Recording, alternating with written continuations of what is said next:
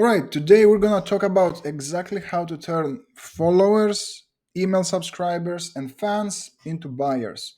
Because a lot of times we're able to put together lead lists or we attract some sort of attention or people follow us, but we don't know how to monetize all that attention. Today, that changes. Let's dive in. And this is what we call a stealth sales template because without being salesy, without being hypey, we're getting people, we start to pre-sell to our followers, but also if we do this right, we'll see people come out from the shadows and asking for our help and to buy our offers. So we want to start always with a symptom of a problem. And stick with me, guys, because I'm going to go through an exact email that has produced thousands and thousands in revenue. Now, we're going to start with a symptom of a problem. And this is important because not everyone sees the problem, but everyone feels the symptoms of their problems. When you walk into the doctor's office, you don't necessarily say, hey, I have gastritis, which is the problem, but you're telling him, hey, my belly hurts. So what we put together must be something they can see, hear, taste, or touch. If we cannot do that, it's not a symptom. For example, are you frustrated with your business? Being frustrated is not a symptom. So we have to ask, why are you frustrated? I work 60 hours per week. That's your symptom. So if you put together a headline or a subject line saying, working 60 hours a week but getting less than a couple of clients, that's very specific. Anyone who's suffering with that is going to raise their hand. Let's move forward. Stories sell. So we want to introduce a story, analogy, or a metaphor so we can get the point across, show them that we understand, not just tell them, and edutain them. Remember, we are not in the convincing business, we're in the edutainment business. So if we say, if you don't do something now, your family is doomed, it feels very salesy, it feels manipulative. Instead, we have to tell a story that carries that emotion. It doesn't need to be brilliant, doesn't have to be groundbreaking or earth-shattering. It has to include a problem they can raise their hand for. So we will tie the symptom with the story and shed light in a fun, entertaining way. Then we wrap up the story with the insight. So the insight is the takeaway from the story. The insight, again, doesn't have to change their world, but it's a different way. It repositions the old belief, the belief that they had, and we're going to break down exactly how it works, into the new belief. So we shift their perspective, give them an aha moment, an aha insight. It's a dopamine hit because we're rewarding them essentially because they've reached that point in the story, in the email, in the post, but also gets them to see us as a trusted authority. Then we move into offer positioning, and this is where we tie their symptom and the story that we said to our offer. So, how is our offer uniquely positioned to solve the exact problem that we got them to raise their hands for? So, in my client campaigns, I like to pre sell and get people excited for the offer and get them to reply if they want the details. That's how we're able to sell by chat, sell through email, and sell big ticket like up to 15, 20,000 packages over email because we're able to pre-sell using using this template. Then I want to prove. So how can I prove to them that my offer is going to solve the problem? So the more relevant we make it to the symptom up above, if I inject proof that answers about that symptom, about that problem specifically, and it's not just a random testimonial. The more it will resonate with them. Then I want to objection handle, but not just a random objection, because everyone says how to make money from your laptop without working a 9 to 5. For example, that's a very generic objection handler, right? So what I want to do in my objection handling here is what objection is going to flash into their brain once they've just read the offer. So how can I pre-handle it so they can raise their hand for my call to action? That's the real goal of this section. So different people will have different objections, so we have to step into our ideal client and visualize to what possible concerns they might have before raising their hand. I don't want you to say, for example, hey, reach out, we're going to help you grow your business without spending money on ads. Why? Because that might not be someone who doesn't spend money on ads, or who doesn't have to spend money on ads, might not be your target client. He might be a broke person. He might be someone who doesn't like to invest. So instead, you can say something like, hey, we will help you grow your business by diversifying your channels.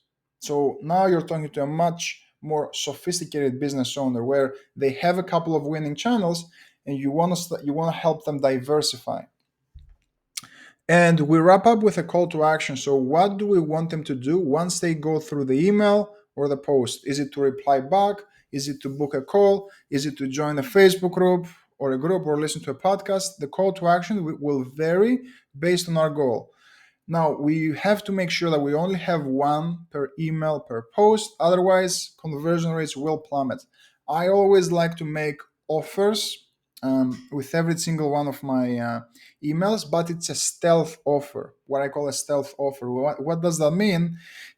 Is, and I'm going to show you exactly how, I just get them to reply back, and then we engage in a one-on-one conversation over email or in Messenger and DMs, and then we present and close over DMs as well. But let's see exactly how we're making that happen. I want you to notice, and I'm going to walk you through, the subject line is very symptomatic. So I'm not saying how to get traffic from Google, because the average Joe Jane wants to generate traffic from Google. But when I convert it into a symptom, Google refuses to send you clicks. Now this speaks directly to someone who wants traffic from Google. Like, they have a website and they've been trying to get traffic from Google actively, but Google refuses to. And also, I want you to see the visual language here. It's the big bad Google refusing to send them clicks, right? So we're kind of like making Google the villain here, and we're giving them kind of like a humanized form, converting Google into a common enemy, right? We're working with them against. That's why I know it's a lot packed in a tight subject line, but I want you to see the psychology behind it. So Google refuses to send you clicks. Oh, now if someone reads in our ideal audience, they will raise their hand, right? Now let's dive into the email, and this could be a social post, simply starting with this section here, with the subject line as a headline, and then you can move into the social post. But more and more companies are reaching out every day to us, wanting to get on Google's good side so they can get more organic traffic and sales coming to them like clockwork every month. Anyone who wants that resonates with those sentences. And I think that's great. It has never been easier to publish articles and posts online to rank. So we're on the same page so far. It's never been easier. But oh, even though with all the simplicity, it's still a mystery to a lot of folks how to get this online marketing machine actually fill up their website with traffic. And here we start to unpack the symptom, the problem. So I wanted to take a shot at demystifying this mystery for you by telling you about a video I found on Facebook the other day. This is my bridge into the story.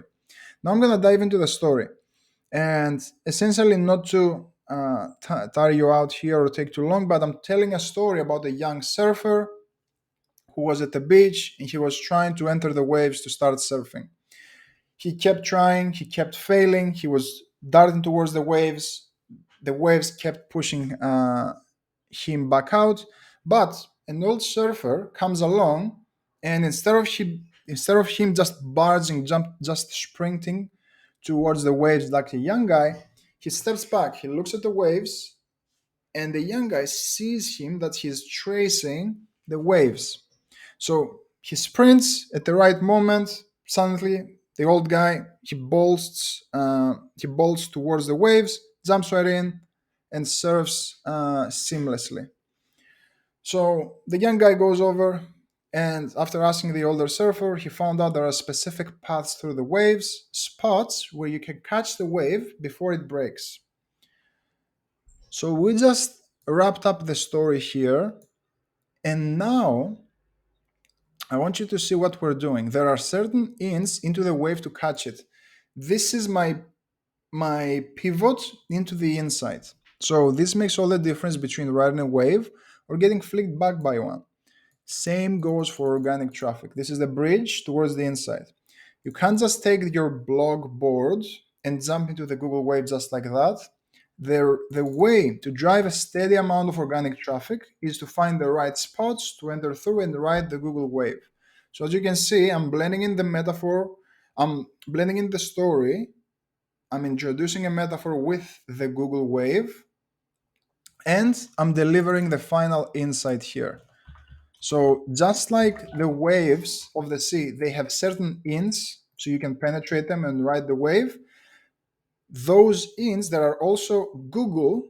There are also certain ins to penetrate the channel of Google SEO essentially. So those ins are high intent keywords you use on your website. I'm delivering an insight. I'm like, aha, I'm making it. I'm getting them to understand that they failed because they didn't have the right keywords. So I'm doing a lot of things with this insight. It wasn't their fault, right? So they're not to blame um, for not being able to get to that point by themselves. So they're much more susceptible to change, to accept my insight because I'm making it okay for them. They don't have to accept responsibility because they failed on their own. It's just that they didn't have the right keywords. This is powerful because I'm not having them take the blame, but I'm just saying, hey, you just didn't have the right keywords. So now I delivered the insight. I'm gonna pivot into my offer positioning and I'm gonna position my offer. Essentially, I'm gonna tell them that we have the high intent keywords that you need. So here at ClickFlow, after helping many businesses drive millions of clicks through SEO, we know our way into every Google Wave, and we're able to cherry pick all of the high intent keywords their audiences type into Google. So Google sends them directly traffic to their website, turn them so they can turn into buyers. So this is what we did. Essentially, we made a claim here that tells them, hey, we know our way, we know exactly the high intent keywords, and we help our clients cherry pick all the high intent keywords so they can start getting traffic from Google. Now, we're going to extend the invitation. And of course, we have proof here helping many businesses drive millions of clicks through SEO. And I also unpack the objection of we've done this for every market across the country. What we'll do is we'll just have the call to action. So if you're open to it, we'll handle all of our SEO and content frameworks along with a 1 year worth of ClickFlow inside our new VIP group. So you too can ride the Google Wave and attract qualified traffic every month. Now, the final call to action is, would you like to join us? Reply back with Wave and I'll send you all the details. So once they reply back or once they comment Wave, for example, they raise their hands and we're able to have a back and forth with them so we can actually sell them or direct them to another piece where they can get value. As I'm reading through the email, you can always add on top, and this is what makes this copywriting game so interesting. So you can keep adding. Now, as I walked you through, I just noticed a hole. So we can do even more objection prevention. So when I say you too can ride the Google Wave and attract qualified leads every month, without having to keep writing daily blog posts. Or if I know that they have a marketing team, without overloading your content marketing teams Slack channel with tasks. So what I want you to notice again, I'm doing it very, very specific to their situation, depending on my ideal client, but also I'm making it very visual. I'm not saying without adding more team members or without bugging your team. I'm making it visual without overloading your content marketing team Slack channel with tasks. So this fires up every time I'm including images, every time I'm including pictures, it fires up the emotional part of their brain because that's where all the storytelling, the image creation, that's where it takes place. So by doing that, dopamine all around, and we end with the call to action, get them to reply back, and we can start having conversations to turn them into buyers. Deploy it into the company and your email lists. And as always, follow me on Twitter, hit follow on this YouTube channel, drop a like if you enjoy the content, and see you in the next one.